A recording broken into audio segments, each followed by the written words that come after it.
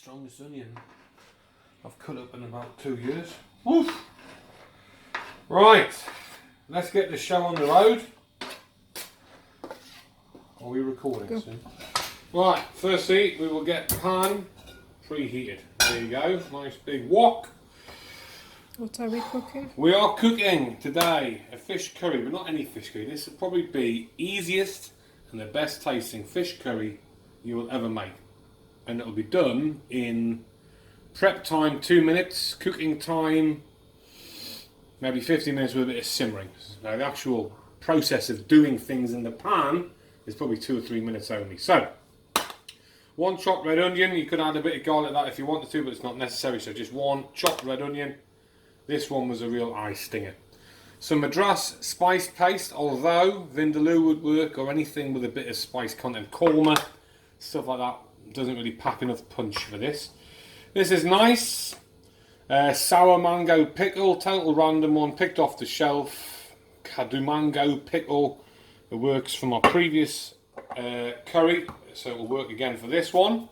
Some lime juice. It would be nice to have a couple of fresh limes to squeeze, but that will do okay today because we don't have it in the house.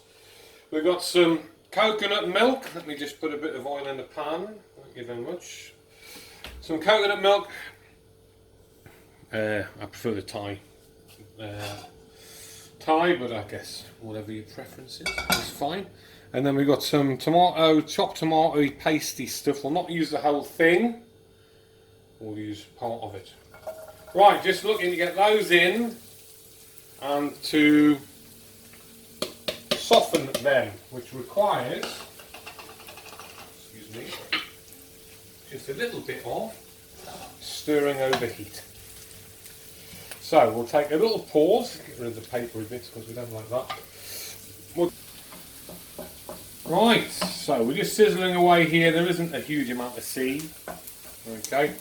When that begins to soften up and sweeten up in due course, we will return then. But those are the ingredients. Look, onions, tuna. This would work with kingfish. It will work with any steaky fish at all. I've gone for tuna because I do like tuna in a fish curry. Like we said, we've got the spice paste. Must have a bit of kick to it. The mango pickle, lime juice, coconut, milk. Not the light option, please. Let's go full fat when we can. And a tomato. So we're just moving this around. There you go. So we're beginning to go translucent, which isn't a bad thing. Now, let me just have a quick look here. What do I need? I need a spoon as well. So now our kitchen utensils have doubled from 1 wooden stirring spoon. If some of these go a little bit caramelised or brown, no dramas, it's going to get cooked out in the curry. Right, now, the next thing that goes in here, while the oil is nice and warm, is the mango pickle. And I'm going to put in 1 big splodge of that.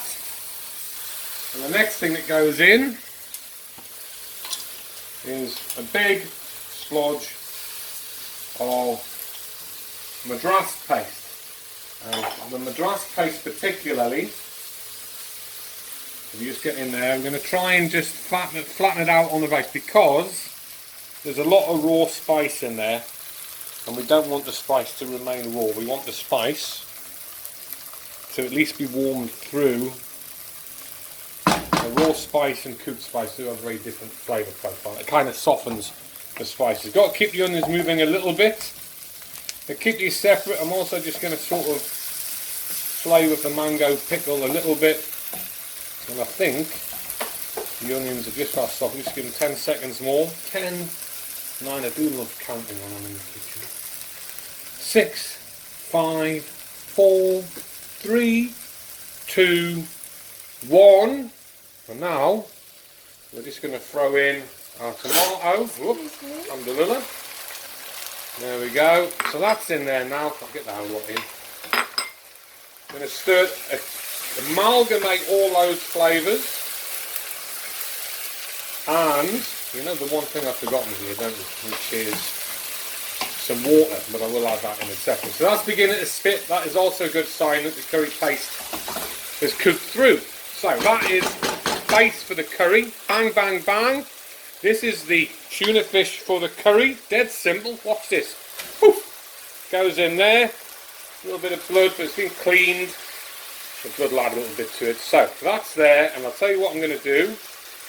I'm literally going to just leave Sue filming that for a second. We're going over. We're not putting cold water in. We're not putting hot water in. We're not putting warm water in.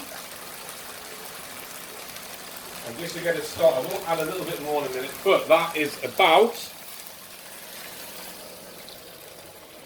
700 mils. Let it simmer now. Look, oh dear, there's curry paste all over my chinos. Right, the tuna fish requires no pre-cooking. Oh dearie me, you put your mask on and then you wouldn't have the spice attack. The tuna fish requires no pre-cooking. I've left the skin on because I think it adds something to the finished product. We need to make sure that the heat is whacked up on that. When it brings to a boil or a hard simmer, we just reduce it to a cool simmer or a medium simmer, which I'll try and show you later on, for maybe 12 to 15 minutes. We do obviously want the tuna to be cooked. So it couldn't be much simpler than that. I will get around adding a little bit more water, but as you can see there, if we get into the pan,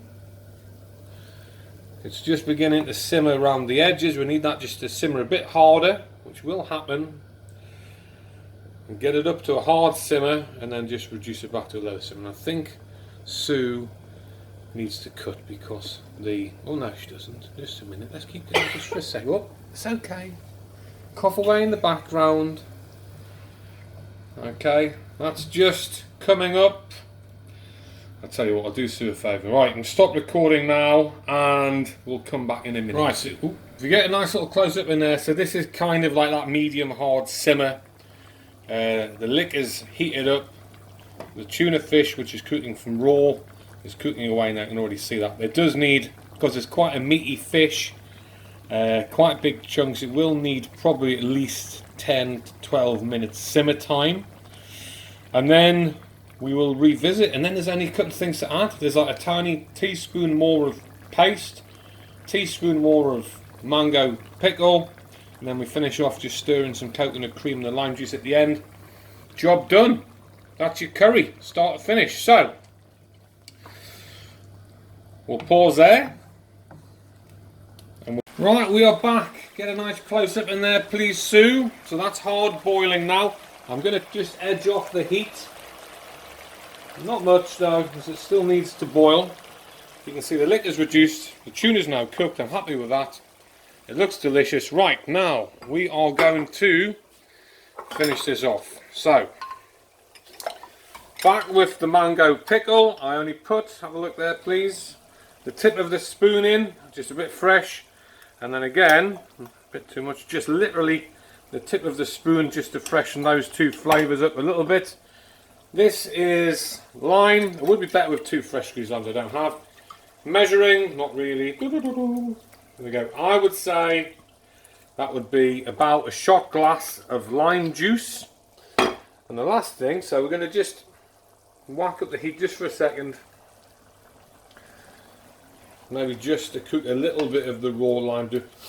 How's this smelling, by the way, Sue? Smelling okay. A fish curry, in my opinion, should have quite a bit of gravy. It's not a dry curry, and we're going to have it with rice. So you like to slop the rice around, get it nice and sloppy, and it's almost something like a bit soupy and a bit curry-y. Right, now, not the whole jar, not even half the jar, about 1/4 of the jar, maybe 1/3. Doesn't require cooking, just requires to be stirred in. And you know, one thing I haven't done for the whole of this cook is to dip a spoon in there and see how it tastes. There's one reason though. Firstly, I don't have to do that because I know it's going to taste nice.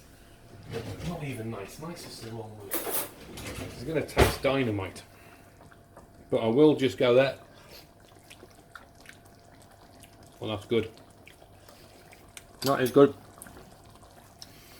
Coconut milk just needs a minute just to cook through. But that's it, we're done. That is the curry. Crank it up, maximum heat. Get it bubbling again once, just for about 10 seconds. Then off the heat. Let it cool down in the pan for at least 3 or 4 minutes. Serve it over some rice. Okay. I'm not sure there's much more to say than that, is there? Yes, no? Can we get a close-up on me, please? Well, not a close-up. Let's just have a look. Hello. So, that has come up to the boil. That is delicious. It's got the sourness of the mango pickle, got the sourness of the lime juice, got the spice of the madras. But something we didn't talk about, it's obviously the star of the show, isn't it? It has the, I don't know how you describe tuna. It is almost like a beef steak of a fish. So it's got that going on as well. This smells great. It looks pretty good. And it tastes fantastic. So, I would say start to finish, this could be done in probably a minimum of 10 minutes. And if you're going anything over 14 or 15 minutes, then you've made it into too much hard work. Literally, chop up the fish, get it ready, bit of tomato on the side, your 2 or 3 pastes, bit of lime juice, bit of coconut, chuck it all in at stages. And that is looking good. There you go, look at that. And the other thing I like about tuna, look at that. That looks beautiful. That is a proper, that's a mouthful of protein right there. That is, tuna is a great fish to make curries with. Would work with kingfish, work with cod and all other fishes probably, I'm thinking, even your oily fish. But for me, tuna is the one. Right, I'm going to sign off. Thank you very much for watching. There you go. Fish curry. Take the curry off the heat. We've actually chopped in a little bit of coriander. Not much though, we didn't have much to be honest, just a pinch. That's been chopped in, everything's stirred up, 2 little bowls of rice. There we go, I'm going to put that on that side there. I'm going to grab up the serving spoon. And fish curry, loads of gravy, a nice big chunk of tuna there. That's looking delish. And then we'll move this one into play. Fish curry, loads of tuna, loads of gravy, loads of goodness. Are you looking forward to this, Sue? Yes, A bit more gravy there, a bit more gravy there, and another bit of tuna on that one. There you go. And by the way, we've still got tons left, so I guarantee we will be revisiting this pan before the end of the day. Right, nice close-up on there, Sue. A couple of spoons, and let's go. We're finished.